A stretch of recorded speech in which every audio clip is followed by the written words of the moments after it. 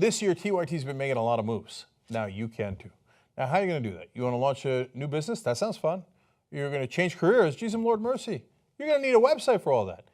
Lucky for you, Squarespace also making moves. You're going to go to squarespace.com/TYT. You're going to get 10% off your first purchase, and you're going to get to build anything you want on that website with a unique domain.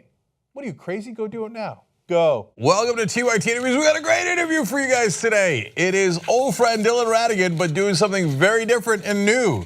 Running for Congress, New York's 21st District. Mr. Ratigan, perhaps soon Congressman Ratigan. Great to have you on the program. Nice to be here. How are you? I'm great, brother. So Dylan, of course, hosted his own show on MSNBC. We were on together. In fact, Dylan gave me my first break on MSNBC when he let me co-host for him, or fill-in host for him. He also I also taught people how to say your name. Yeah, which was another huge break. That was big, big. Dylan has hosted the Young Turks. Dylan was a TYT contributor until he announced that he's running for this seat. He was, if you don't know though, this is really interesting. He's also started Fast Money and Closing Bell for CNBC. A lot of people have forgotten that, but those are two huge shows for CNBC that Dylan started, and he was the global managing editor for corporate finance at Bloomberg, and one of the most interesting cats I know. So no mention of what about the veteran farming? What about the veterans, Jack? Yeah, let alone what about the past 5 years, man. Let alone Helical. And we've talked about that on air before as well.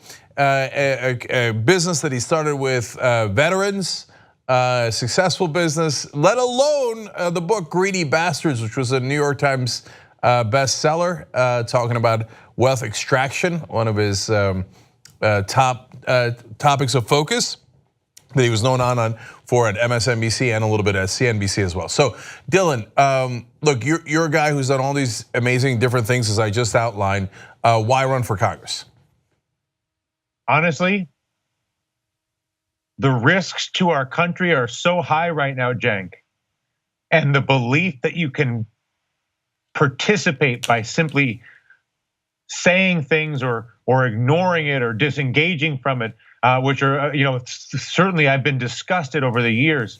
But the fact of the matter is that the stakes are too high for this country not to engage at the highest levels of the debate immediately in order to restore some level of seriousness and stability to the federal government of the richest and most powerful country in the world. So, you've got this great expertise in finance, and you've actually taught me a lot about that. And so how would you apply that if you were a congressman? At the end of the day, the root of the issues that plague the district that I am running for, my home district, NY-21, where I grew up, I was a paper boy. I will give you that whole rigmarole, right? It's a place that I know. My family came here in the 1700s. I moved back here in 2012. It's a district that has twice the national average in unemployment, Cenk. It's a district that has the opioid epidemic rising, guns, you pick it, okay?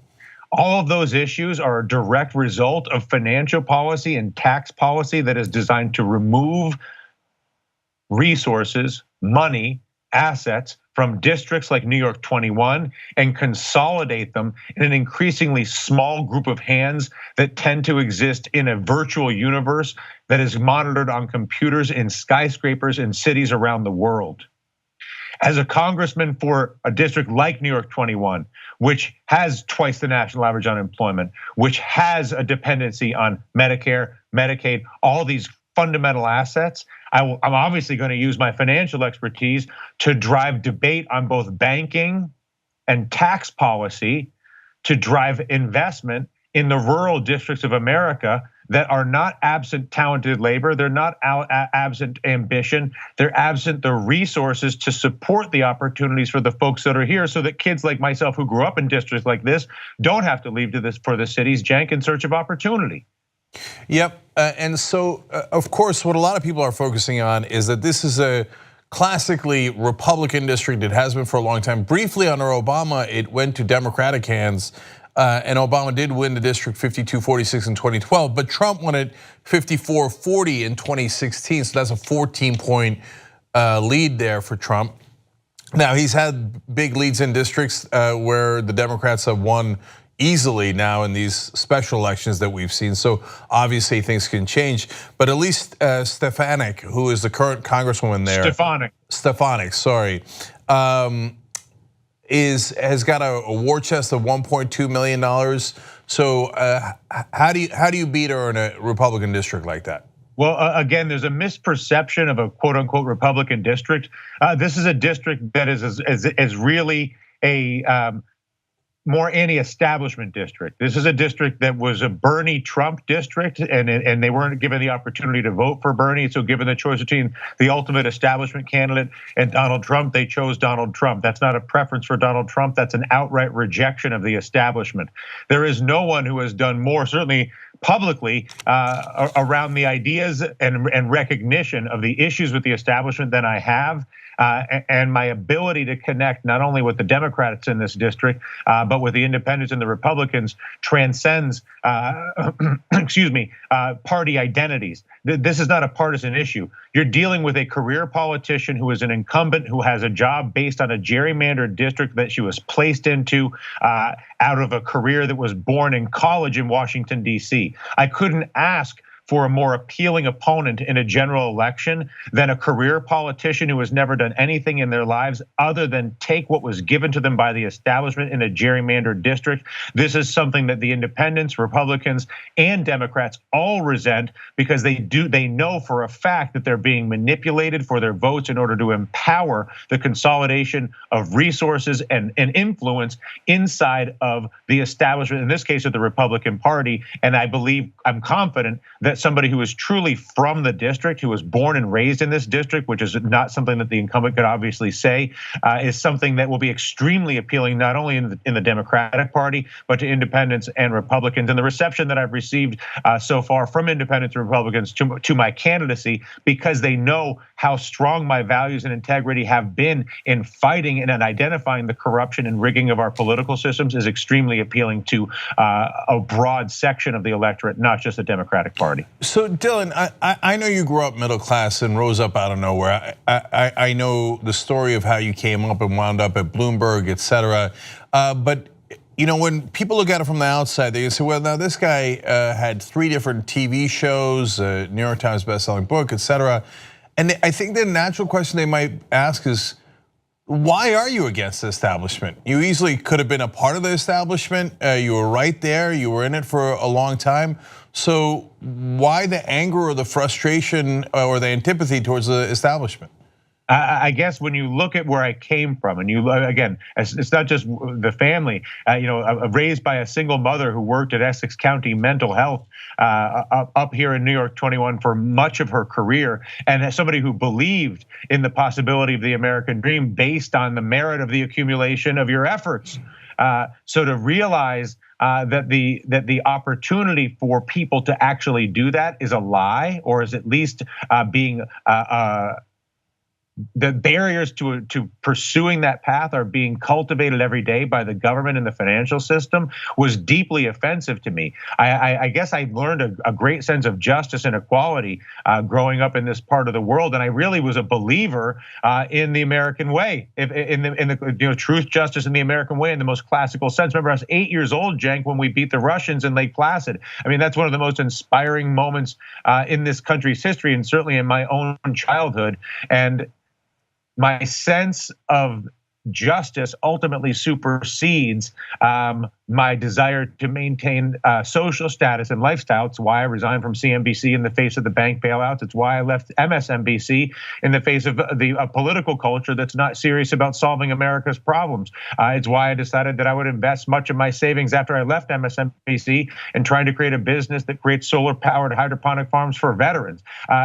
There's something inside of me that is more strongly bonded to the idea of justice and decency, basically human equality, more so than the indulgence of lifestyle and social position.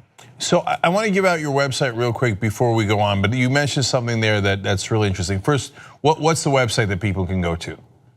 Oh, DylanRatigan.com, DylanRatigan.com. Okay, so everybody check out DylanRatigan.com to find out more about Dylan, find out about the issues as well. So, but you mentioned right there that you left CNBC. I think that's a really interesting story.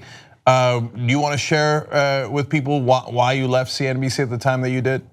Well, again, up until the financial crisis, I was really a firm believer in the idea that we lived in a meritocracy where good ideas attracted money and resources went to those ideas to solve problems for people. And it wasn't a perfect system by any stretch, but that basically was the system that we had. When the bank bailouts happened with no strings attached, which became literally the largest theft and cover up in American history, it became obvious that we did not live in a meritocracy, that we did not have a system that was based in investing money and resources into our society, but rather we had a small group of people who were in control of a financial system that maybe it needed to be bailed out based on what had occurred, but to bail it out with no strings attached was such an egregious breach of the basic trust between the people and the government that I felt no choice but to point that out, which I did ad nauseum every night on Fast Money up until the point where I resigned. I mean, I don't know how else to say it to you. At the end of the day, I'm a believer in meritocracy and opportunity and equality in this country, at least equal opportunity in this country.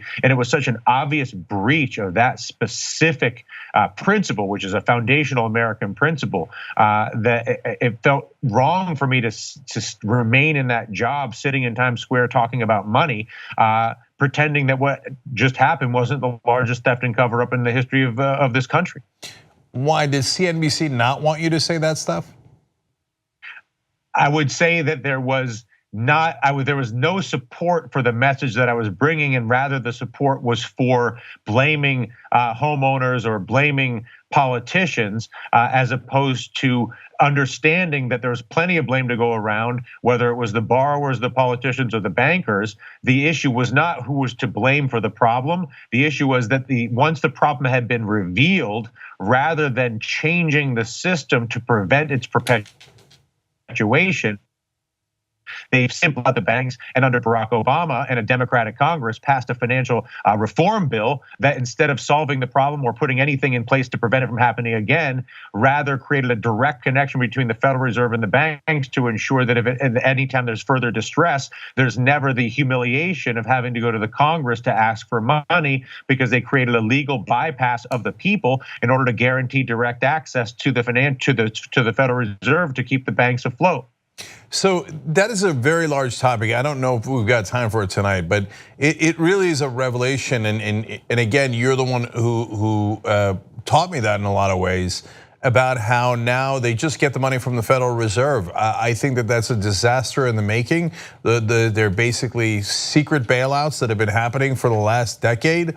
And pointing that out, it cost. And that was the Democrats who did it. That's right. Barack Obama and a Democratic Party majority did that. Yeah, and people would get mad at me when I pointed that out. But sad day. Reality is reality, and it doesn't. Reality is not partisan, right? So. In fact, you talk about it. Let's talk about that for a sense. You said that it made sense to you that people in your district and a lot of places in the country wanted to go for Bernie Sanders or Donald Trump because Hillary Clinton, Barack Obama, and George W. Bush had become detached from the American people. What do you mean by that? I mean that the American people, and specifically the people that I know best in New York 21, are people who simply want to have a sense that there's a level playing field of opportunity for them and their children, and that they're not dealing from two different decks, one for those who control the political process and one for those who do not. And the reality is that the system of politics that was cultivated really going back to Bill Clinton and then through George W. Bush and then through Barack Obama was one that was really based on raising money by vilifying the opponent in order to perpetuate their own existence while simultaneously ignoring the complete departure of everything from manufacturing to lending from districts like New York 21 that leads to unemployment rates that are 2 times the national average. And when we got to 2016, we found ourselves in a situation where the electorate had had enough.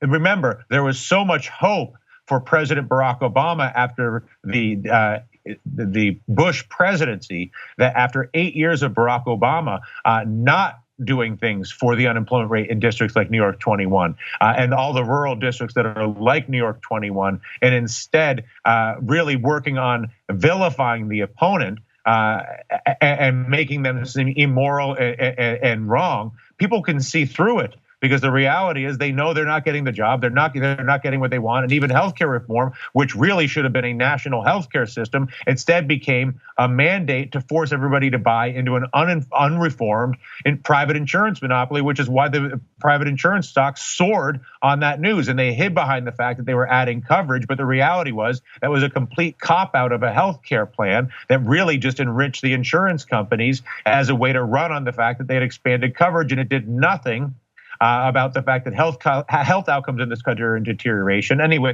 I can give you 1,000 anecdotes, but the bottom line is enough was enough. And so when Bernie Sanders and Donald Trump came into the room, they were the two people that knew that enough was enough, and they were the two people that were speaking directly to people about the fact that enough is enough. And instead of allowing Senator Sanders a more equal playing field to offer up his candidacy from the Democratic line, it was obvious that the system inside the Democratic Party was working against him, and that's something that further alienated the population in districts like New York 21 to the point. Here's how I'll say this to you. If you Google the Ultimatum Game. The Ultimatum Game is a game where one person has power and the other person doesn't, okay? And what happens is the person with power gets to decide how much food both people get. So let's assume that you, Cenk, have the power and I don't. And you can say, you can give me 5, if there's 10 pieces of food, you can give me 5, you keep 5. If you do that, I'm like, wow, Cenk's a great guy. Now, my only option in this game is to either accept the food that you give me or decide that nobody gets any food and we both starve. Now, when it goes to 6-4 in the game, now I don't think you're such a good guy, but I'll still take the 4 pieces of food. It goes to 7-3 in the game. I really don't think very much of you, but I'll take the 3 pieces of food. But when you get to 8-2, where you're giving one portion of the population basically nothing and keeping 8 pieces of whatever it is, and this, you call M&Ms or whatever we want to use, it doesn't matter what it could be, money, doesn't matter what it is. The ultimatum game in behavioral economics dictates, and it's been researched thoroughly across many an illustrious institution, that what happens to the weaker party at the 8-2 mark is they say, you know what, no food for me, no food for you. And what you saw in the 2016 election was a rational behavioral economic response to a sense of being abused and abandoned by institutional politics over decades. Most of those Donald Trump votes are not necessarily votes for Donald Trump. They're votes against an institutional system that has completely detached itself from the people in general. And the only option that they had relative to the ultimate institutional candidate with Hillary Clinton was to vote for Donald Trump, which is another issue with our system, which is we have this 2-party system that basically only provides people with these 2 candidates and these 2 pathways, which is something that as a congressman, one of the things obviously I will lead on is political reform to work on ending gerrymandering and certainly opening up the primary process to create a broader pool of candidates across the board. I think your assessment of why people voted for Donald Trump and why they can't stand the establishment is exactly right. I think the establishment is totally unaware of it. They think, well, I don't know what you guys are talking about. Status quo is great. The stock market's up. I'm in great shape. Everybody I know in New York is in great shape, right? Yeah. But that's not what's that might be happening in Manhattan. It's not great in New York 21. No, it's not. No. And I think that's what led to Brexit. That's what led to Corbyn closing a 24-point lead. That's what led to Bernie Sanders closing a 60-point lead on Hillary Clinton. So, and I'll just say this: New York 21 is America, Cenk. New York 21 is America. America as a voter, America as an economy. The reason Donald Trump is the president of the United States and the reason Bernie Sanders would have been a very viable and in my opinion probably would have won the election between the two, but that's my personal view. But the reason that the outcome is what it is and the reason the resentment is what it is because of the abandonment of districts like New York 21 across the board, not just in the political process, but even in the coverage. Because of the gerrymandering, people don't even look at these districts. These districts are left as foregone conclusions, which is part of the reason why I decided to stick my head into this race specifically to highlight the issues of abandonment at New York 21 and prove that the people in districts like this, of which I am one of, and of the people that I know, are not Republicans and Democrats ultimately. They're human beings who want to be given the same opportunities and security that everybody else wants, and they want to be represented in the House of Representatives by somebody who represents them, as opposed to somebody who raises money to create nasty commercials about their opponent. So I got to ask you about those two policies then. In Ratigan's ideal world, what should Obama have done with the healthcare policy and when the banks had collapsed? With the banks, it was easy. The capital requirements, right? The only thing that really matters is the greatest regulator in the financial system is capital requirements, whether it's capital requirements on the balance sheets of the banks themselves or in the credit insurance that really where the flaw was. When I say capital requirements, what I mean is when you allow a bank or a financial institution to lend more money than it has by 40 to 1, 50 to 1, 100 to 1, any little blip in that creates a huge blowback and basically a crisis. And that's the easiest regulator. It's not about having thousands of pages of rules about what you should and shouldn't do.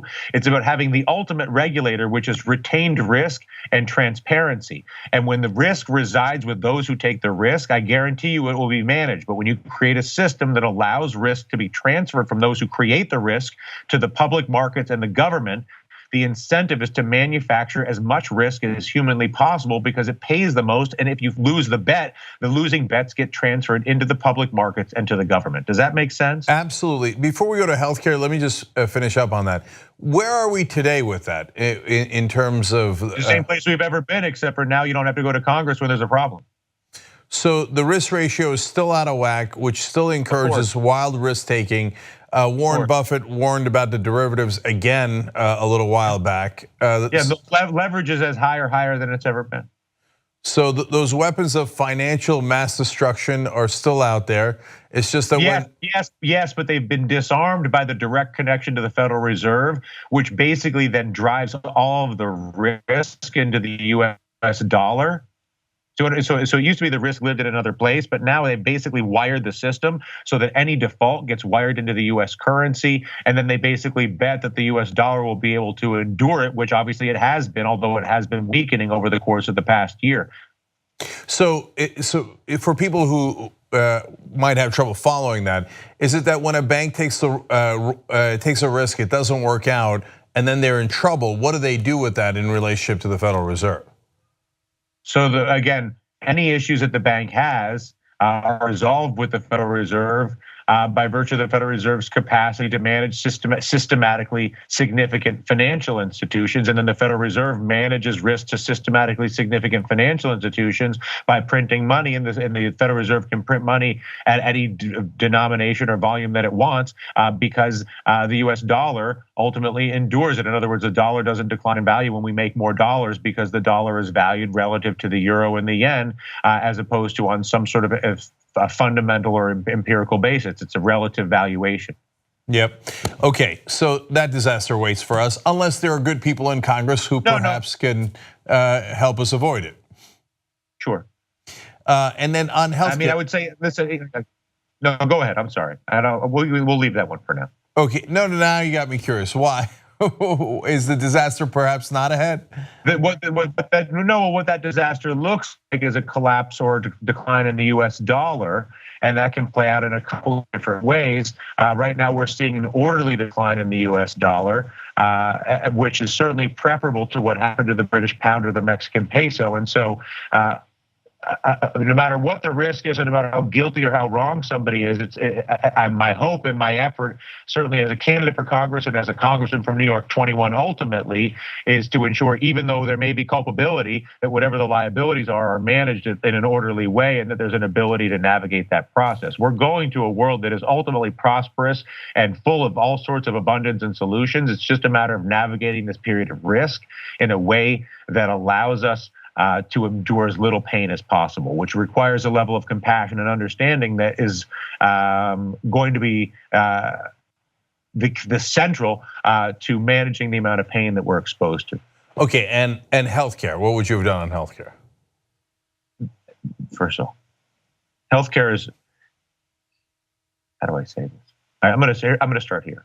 Okay, there's two issues with healthcare. One is the security and access to the current system. That's number one. And number two is, does what we're paying for create health? We know that what we're paying for, whether it's a public healthcare system or a private healthcare system, is not creating health. Our health outcomes in places like New York 21, which is America, health outcomes are in decline. We pay more and we have less healthy human beings. So my first issue with the healthcare debate is we're talking about who's going to pay for a system that's really expensive and gives us lousy outcomes.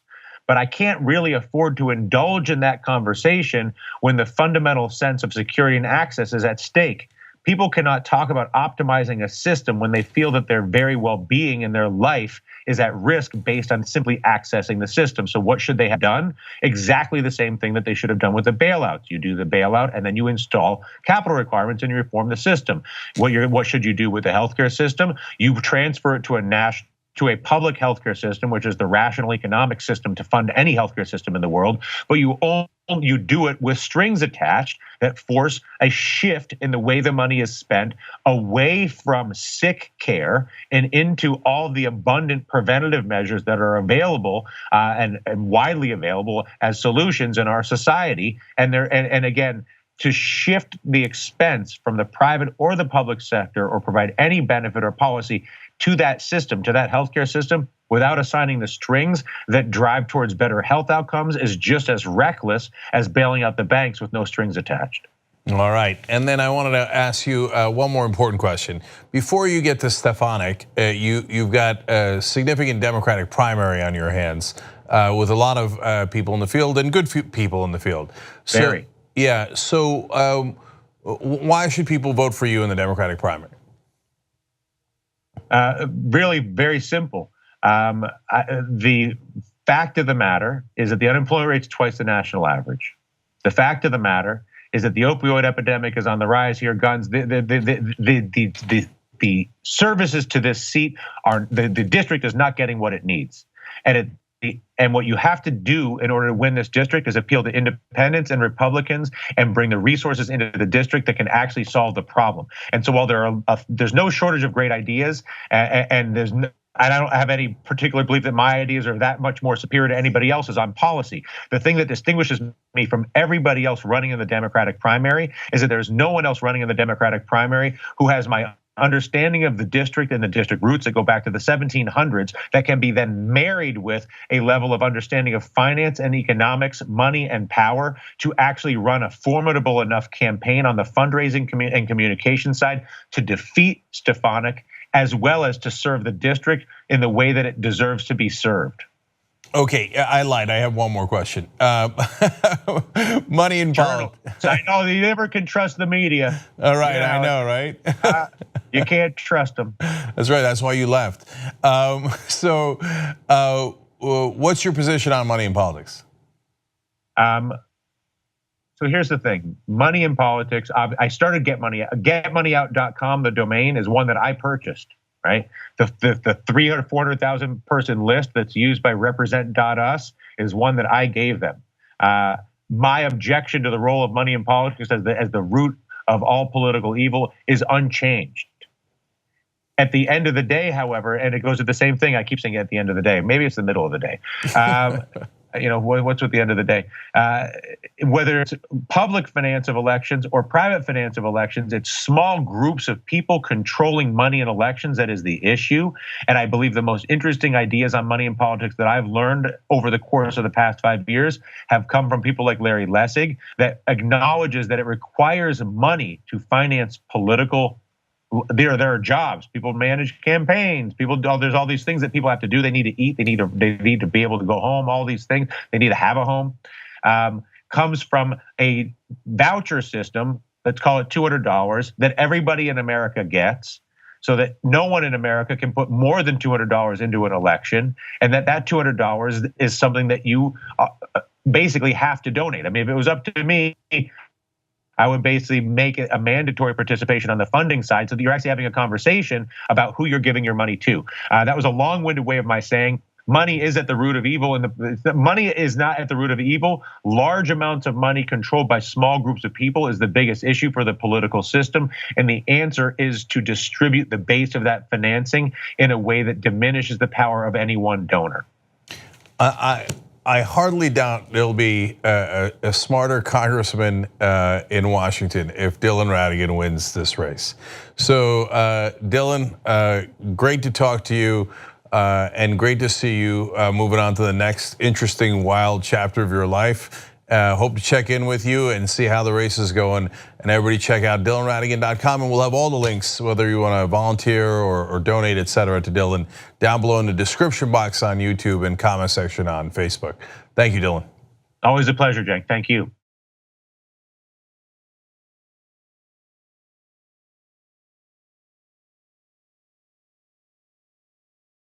If you like the interview that you just watched, I got great news for you. If you become a Young Turks member, you can watch them live as they happen. Only the members get that. You also get Young Turks live. You also get Aggressive Progressive live and Old School live.